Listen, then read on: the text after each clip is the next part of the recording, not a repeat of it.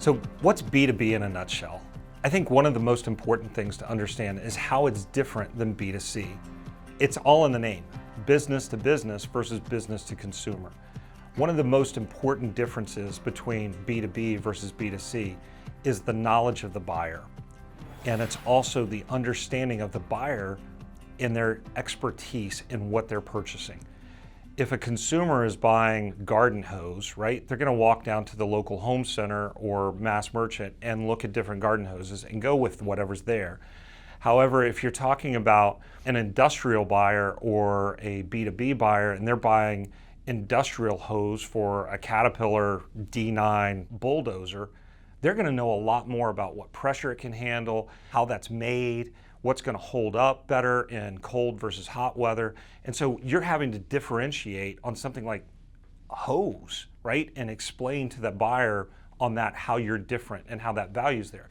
There's also an element to this that's not just value, it's emotional. So a lot of times in B2B, whether it's software as a service or it's an industrial good or teleservices or something like that, there's an emotional element to it. People don't like to talk about it a lot, but the reality of it is there's still an emotional buy in it.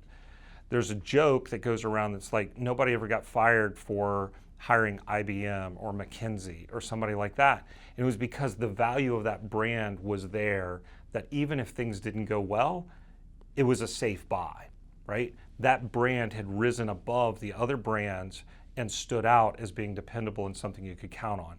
In B2B, that's extremely important. Don't ever underestimate the importance of the emotional connection that you have with your customer. One of the big questions that people will have around this is, okay, I've got to make this emotional connection and I've also got to communicate value. How do I do that? I've got this huge audience of customers that I've got to reach out to. Well, it all starts with STP, segmentation, targeting, and positioning.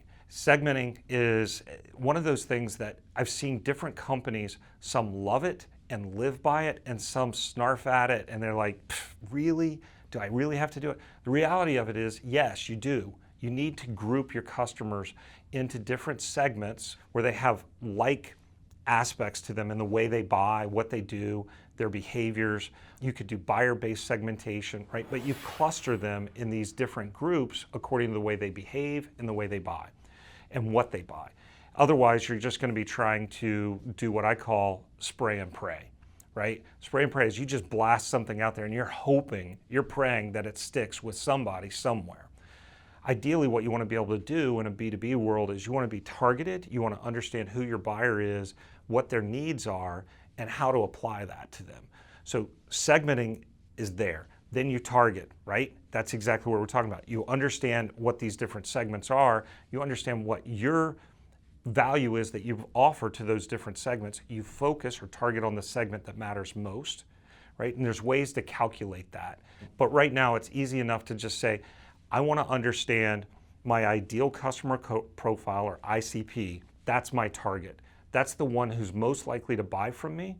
And that's the one that I can create the most value for and have the most emotional appeal to. So that's your targeting piece. And then positioning. How do you stand out versus their next best alternative? Their next best alternative could be a direct competitor, or it could be something they're already doing on their own. A lot of B2B companies don't realize it, but their number one competitor is do nothing, or I'm just going to keep doing what I've already done. So many deals get lost.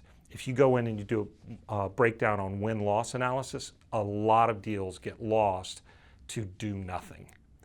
So one of the biggest things that you've got to be able to do is convert your customer, your target customer, from do nothing, as well as beat them versus the next best alternative that's in the market. So as we come out of segmenting, targeting, and positioning, one of the most important things that you can do is understand your target persona. Personas are often talked about in a lot of different ways, and you'll hear in different venues, if you go to different summits and different events, you'll hear people talk about who's your persona, what is that? It's important to understand who your target persona is. That goes to your ICP or your ideal customer profile. The persona, you want to understand them on multiple levels.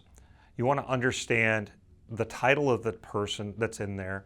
You want to understand their demographics, right? You want to understand where they are in their career, what they're trying to achieve with their job, as well as what they're trying to achieve just with that particular purchase, and how you can help them achieve their goals, both personally as well as corporately, right? And if you can align along those lines, you're going to be pretty well set up.